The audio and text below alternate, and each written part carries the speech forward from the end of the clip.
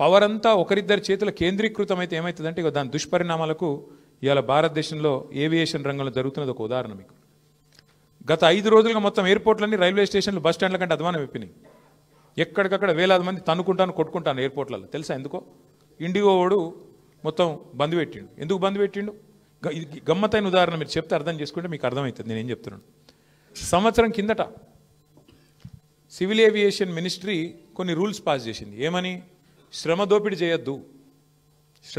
చేయొద్దు, వారానికి ఒక పైలట్ అంటే ఆయన గింతనే నడపాలి, ఇంతకంటే ఎక్కువ నడపద్దు అని చెప్పి సంవత్సరం కింద రూల్స్ పాస్ చేసిండ్రు.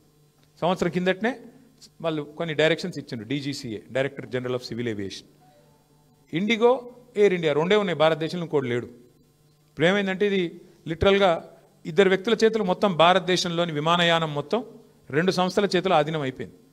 ఏమైంది ఇవాళ? దానివల్ల సంవత్సరం కింద కేంద్ర ప్రభుత్వం చెప్పినా శ్రమ దోపిడీకి అలవాటు పడ్డోడు దాన్ని మార్చుకోక పని చేయలే, ప్రత్యామ్నాయం ఏర్పాటు చేసుకోలే. దాంతో ఏమైంది? నిన్న ఒక్క రోజు 1000 విమానాలు క్యాన్సిల్ అయినాయి. 1000, 1 కాదు 2 కాదు. మరి ఏమవుతుంది? ఎయిర్పోర్ట్ బస్ స్టాండ్ అయిపోయింది. వాస్తవం ఇది. ఏం జరుగుతుంది? కొంతమంది వ్యక్తుల చేతుల్లోనే మొత్తం శక్తి కేంద్రీకృతమైతే దానికి ఒక గొప్ప ఉదాహరణ, ఆ దుష్పరిణామానికి గొప్ప ఉదాహరణ నిన్న మొన్న విమానయాన రంగంలో జరుగుతున్న వ్యవహారం. ఒక ఇండిగో, ఒక ఎయిర్ ఇండియా రెండే మిగిలినాయి ఇప్పుడు భారతదేశంలో. ఒకటి టాటా, ఇంకోటి ఇండిగో. వాళ్ళ చేతులకు పోయింది దేశం. వాళ్ళు ఇప్పుడు ఎస్ అంటే ఎస్, నో అంటే నో. ఆఖరికి ఏమైంది తెలుసా?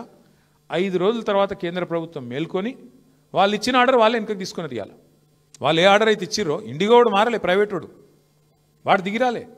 నేను తప్పు చేసినా అని ఒప్పుకుంటలేడు. వానికి ఫైన్ వేసే దమ్ము లేదు ప్రభుత్వానికి. ఏమైంది ఆఖరికి? ప్రభుత్వం ఇచ్చిన ఆర్డర్ ప్రభుత్వం వెనక్కి తీసుకొని ఇంకొక టైం ఇస్తాము అని చెప్పి తగ్గక తప్పని పరిస్థితి వచ్చింది.